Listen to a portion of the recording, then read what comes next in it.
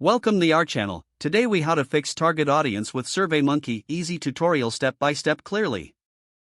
To begin fixing your target audience using SurveyMonkey, start by logging into your SurveyMonkey account. If you don't have an account, create one by visiting the SurveyMonkey website. Once logged in, click on the Create Survey button. Choose whether to start from scratch or use a template based on your needs.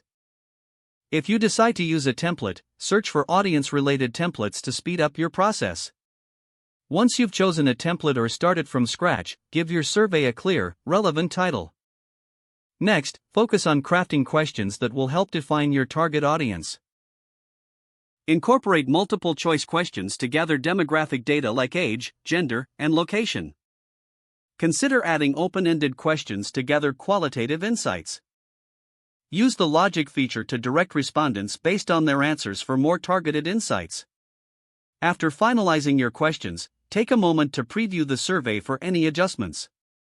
Once satisfied with the preview, click on the Collect Responses button to choose your distribution method. You can distribute your survey through email, social media, or a shareable link. Select the best method that aligns with where your target audience is most active. Set a deadline to collect responses to ensure timely analysis. After collecting responses, navigate to the Analyze Results section. Here, you'll find various tools to help you visualize and interpret the data you've gathered. Look for patterns and insights that reveal who your target audience is and what they value.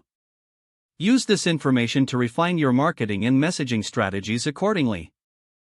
Finally, consider creating follow-up surveys to monitor changes in preferences over time. This iterative approach will help keep your understanding of your target audience current. If the page does not load, refresh the browser or try again in a private or incognito window. Make sure you are using the correct email address, then retype it carefully to avoid small typos. If your password is not accepted, use the reset option and create a new strong password you can remember. Check your spam folder for verification or security emails, then complete any requested confirmation steps. Enable two-factor authentication if available to improve account security and reduce unauthorized access risk. After signing in, review your profile details so your contact information and settings. If you see an error message, note it down and try again after restarting your device and internet connection. Don't forget to like this video and subscribe to our channel for more step-by-step tech guides.